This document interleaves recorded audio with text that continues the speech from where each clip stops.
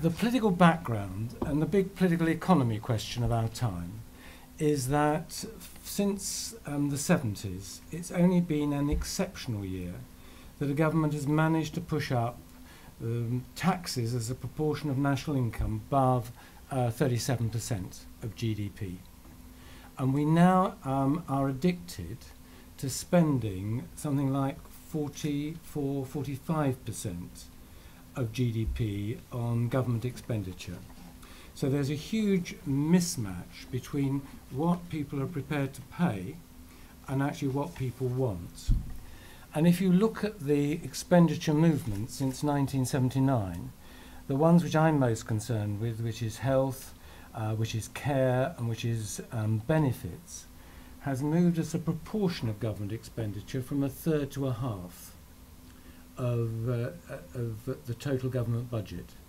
And even if the coalition government is able to reduce the proportions of public expenditure going in those areas and some other areas as well, then the proportion of GDP going in those three areas will still be at the level they were in 2000 and 2001, and they will be in real terms a third higher. So that's a bit of background for you. And politicians, if they're serious, have to win elections and hopefully raise people's expectation about what can be achieved. Now, I've always been, I don't know why I've always been, but I have been a universalist.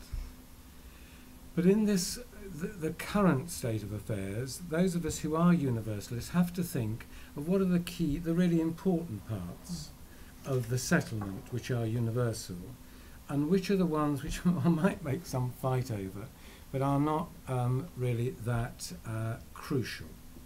At the same time, I don't believe that the taxpayers are so immutable in paying taxes as politicians feel.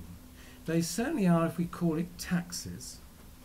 But most of my constituents don't think national insurance is a tax. And after a huge amount of pushing and screaming and shoving and God knows what, Gordon Brown timidly introduced a 1% increase in national insurance for the health service. And it turns out to be one of the most popular moves he ever made. And yet nothing was built on that. And maybe nothing was built on that, because if we are going to try and get a new social settlement with taxpayers, they are going to demand a new settlement, tax settlement from politicians. And they are not prepared, I don't think, if a serious debate ever opened on this front, when they realise where national insurance contributions go and how they're not ring-fenced in the way they feel they are, that they will be prepared for the sorts of changes which are necessary to finance and protect basic universal services, unless they have some say over the ring-fencing and the distribution of that money. It means, therefore, part of that historic settlement will require the Treasury foregoing its stranglehold on the raising of money and deciding which departments spend it. I think parties unwillingly will be, thank goodness, pushed down this route.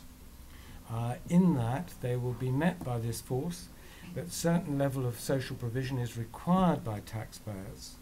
And even when one slimmed out those less important benefits, and to Julia, all this stuff about bus passes, which I love having, but it's not crucial to me, it is really a transport contribution.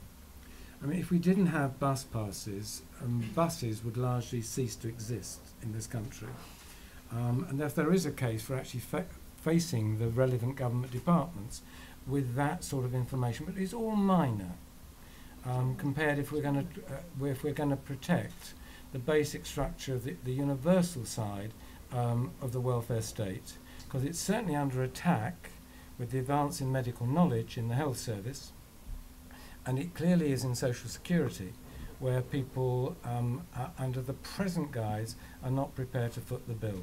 So my plea, the beginnings of this discussion is, What is, and it reflects Julia, what is the new social settlement that politicians wish to open up with the electorate? And it isn't a one-way conversation.